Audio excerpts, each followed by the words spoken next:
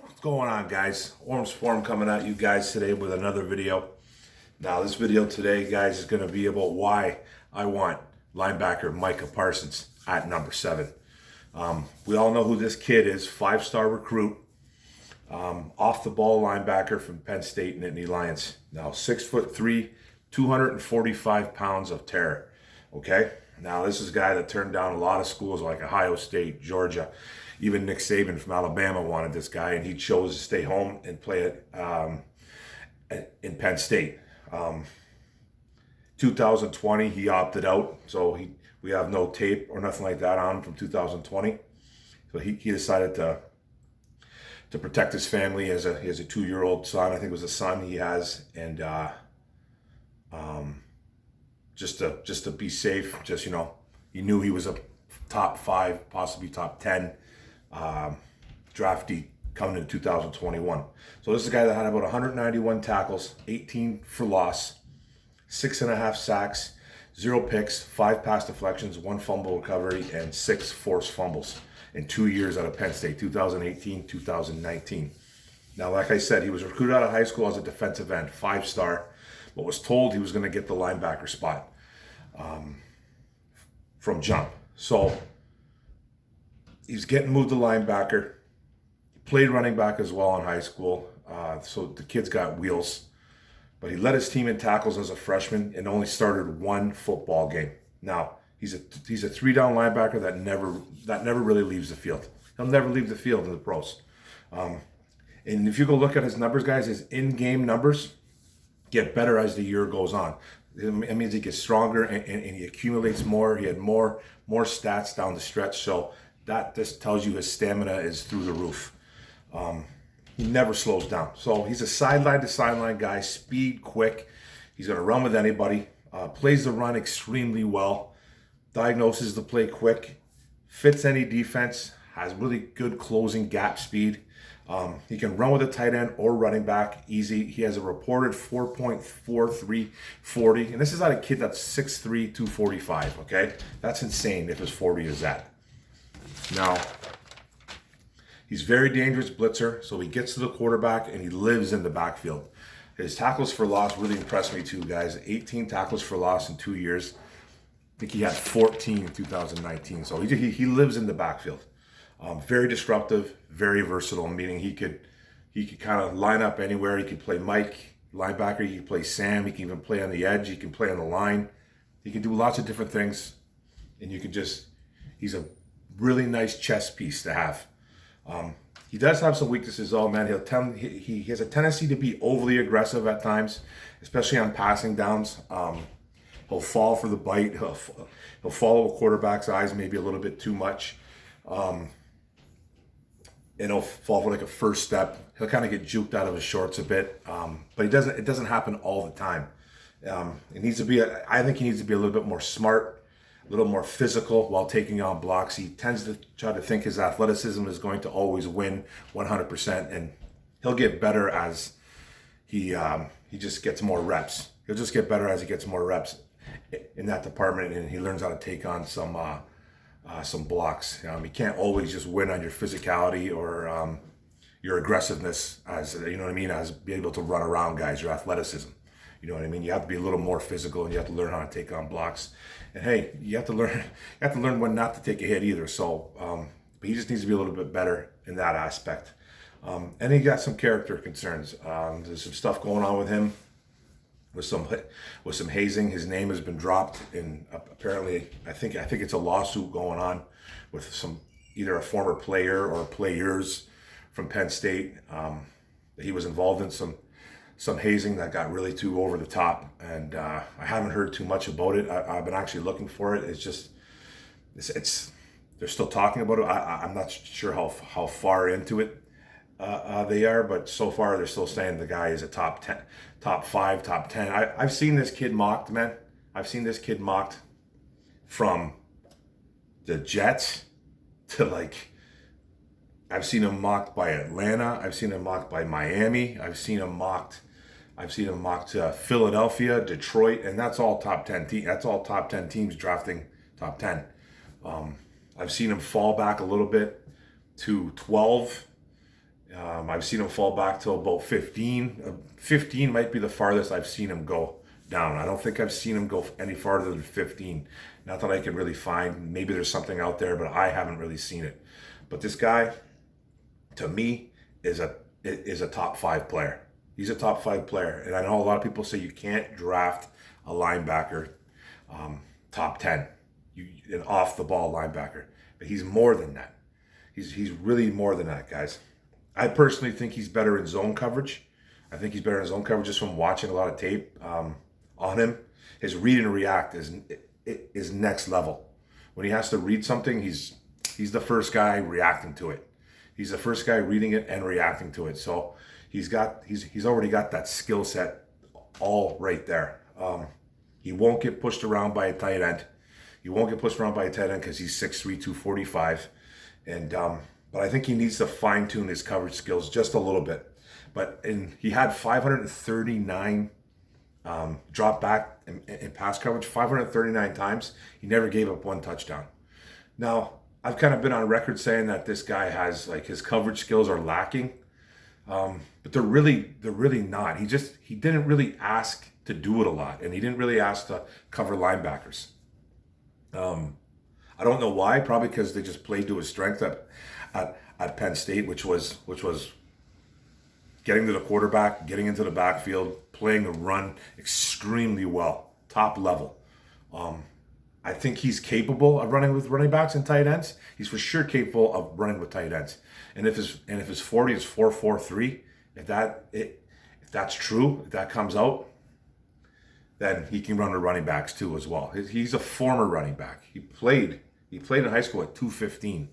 I think in high school he was 215, and he got recruited as a defensive end, but was told you're going to move to linebacker because he's so friggin' athletic. It's incredible how athletic he really is.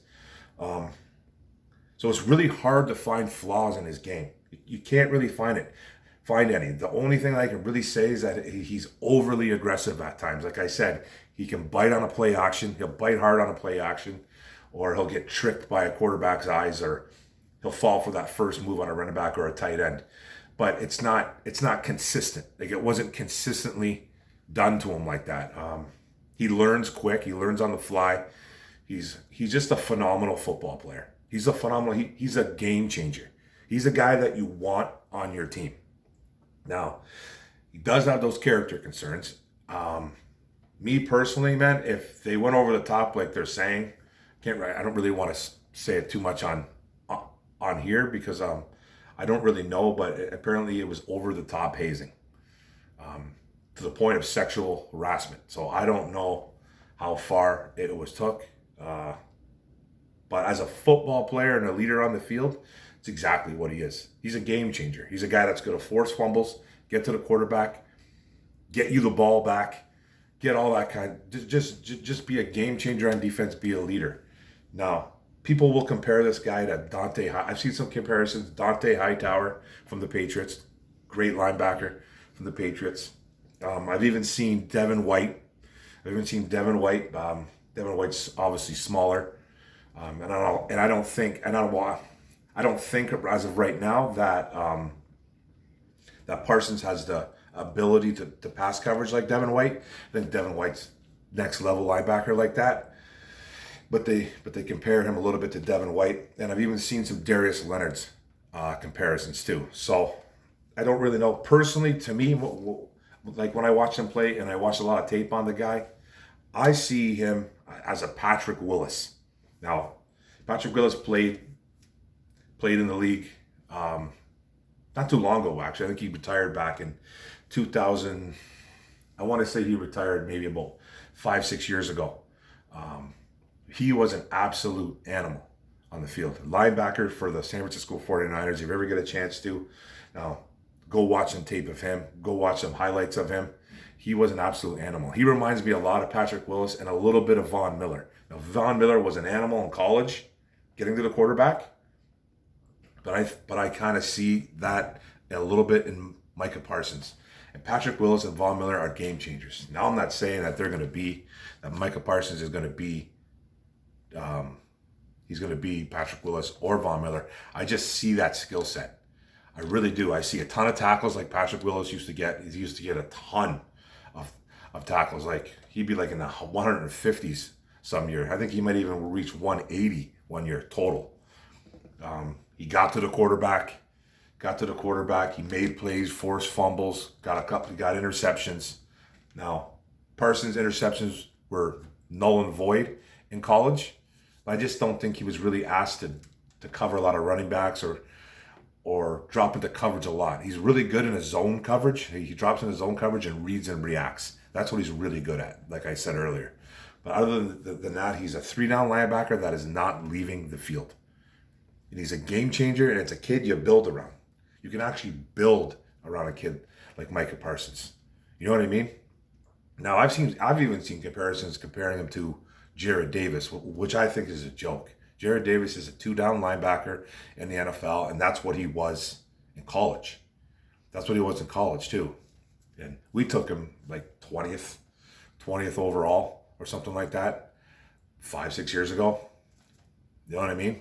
I thought it was an odd pick at the time, but he's nothing like Jarrad Davis. If anybody thinks he's Jarrad Davis, you need to reevaluate him again and look at that again, man.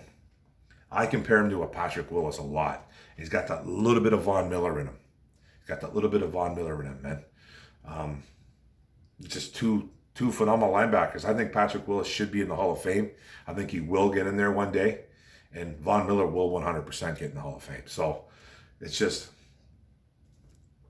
if he can be any of those types of guys, it's just, man, it would be nice. But people say don't draft a linebacker. I'm saying this guy's once in a generational type talent. You can't let a kid like this fall past 7. If the Lions could drop back and maybe still possibly get him, I don't know if I'd even take that chance, because there's teams like Carolina that are going to be behind us. There's teams like Denver that they all need linebackers. They all need linebackers, man, and he could go there. He could really go there. And if they fall back too far, who was it? Mel Kiper had us going back to 12, and we ended up still getting Micah Parsons in a handful of picks. Now, if that could happen, I'd be ecstatic. But I don't know if he's going to fall to 12. I really don't. I like him that much, but you know what I mean? I'm just the average fan, man. But I've been really, like my man crush is huge on this kid right now. I just think he's a game changer. He's a leader on the field. He's got some character issues though. So they really have to dig deep into that to find out. Now, if it's just some hazing, if it's just some rookie hazing, we can get over that. But if it goes beyond that, then it could be a problem. But his on the field stuff is top 5 worthy.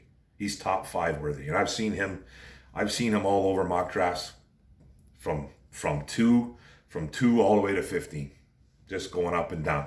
I haven't really seen him fall past 15, like I said earlier. So he's a guy I really like, guys. He's a game changer. He can do all the things on the field that a coach wants, and some of his flaws are very coachable. And they're not really flaws, man. He just needs to not be as aggressive sometimes, man. Learn how to not take the bite. Learn how to be a little bit more, just a little more smarter on the field with reading the quarterback. But his read and reaction is really good on a play developing. He's there right away, and I just love his style, and I think he's a game changer, guys. But thanks for the video, guys. Thanks for paying attention to it. Don't forget to hit the like and subscribe button. Hit the notification bell. Get all my videos. Like and comment. Like I said, man, it's all about the negative, all about the positive. Come at you guys no matter what, man. Thanks a lot. Go Lions. Boom. Draft is coming.